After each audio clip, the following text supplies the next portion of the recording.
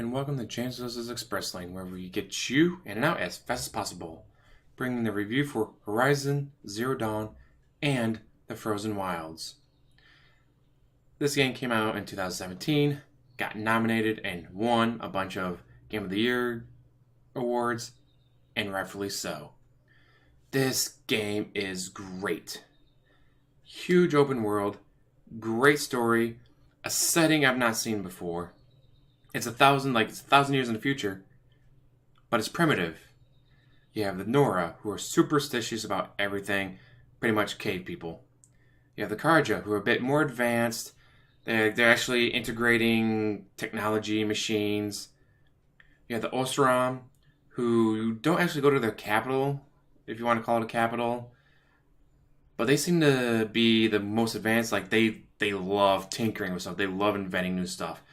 They're going to be the ones, they're going to be the Bill Gates and the guy from Apple, the guy who died from cancer because he shoved the kale up his ass instead of getting actual treatment. Steve Jobs. Like, they're going to be the Bill Gates and Steve Jobs of the future. And then you have the Banuk, who I thought were Canadian, but it turns out they're just from Montana. The Frozen Wilds, I thought took place in Canada, takes place in Montana. Go, and surrounding area, you go to like the Yellowstone, you go to, pretty sure it's the Hoover Dam.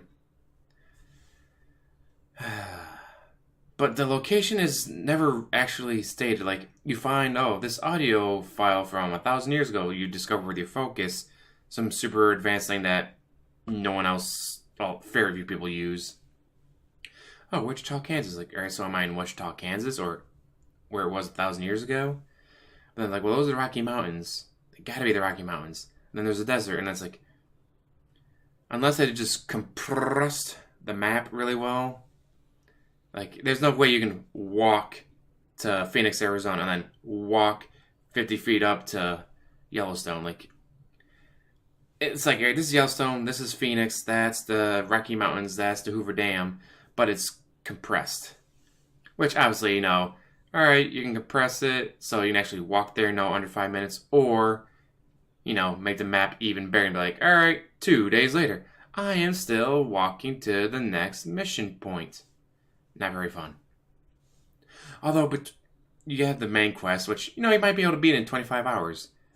But if you're like me, and a lot of people, you do everything. A bit like Skyrim of, 12 hours later, you beat the game if you do just the main missions. But if you actually do everything, it's 40, 50 plus hours later, and you're still not done. Especially if you have the Horizon Frozen Wilds DLC, which I got the game for $20 on Black Friday.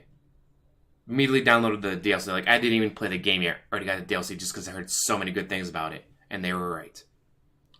Visuals, 10 out of 10. Audio, 10 out of 10. Gameplay, 9 out of 10. Story, 9 out of 10. I'll go with that. It's just an amazing game. You meet Aloy, an outcast. Started off as a baby. Then you find out that she's an outcast living with another outcast. And that's however many years later. I think about 18, 19 years later. And she's going to go to the Proving. Why the Proving? Because she's an outcast. But if she completes the Proving, she becomes a Nora Brave. So she gets to become part of the tribe that's rejected her all these years. And if she wins the Proving, she can ask one question of the matriarchs. Then it all goes to shit. Oh my god, all this stuff happens. You meet the Eclipse.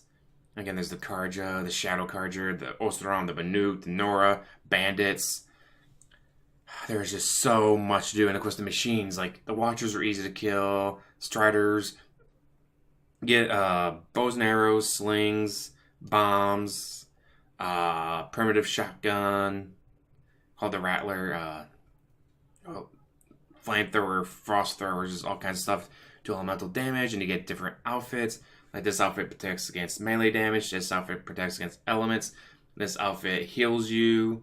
Like, you haven't taken damage in 20 seconds, we're going to start healing you.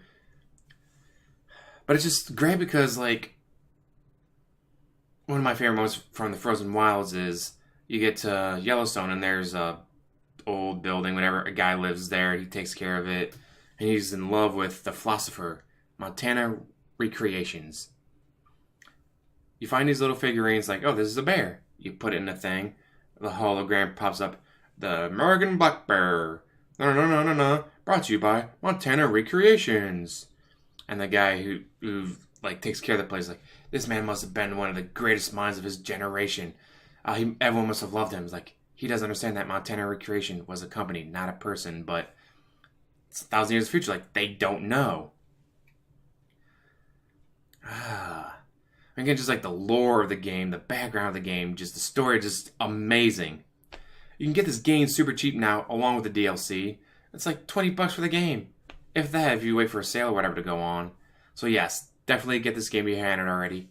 Check it out. Amazing. Get it. Hopefully the audio and video are in sync this time.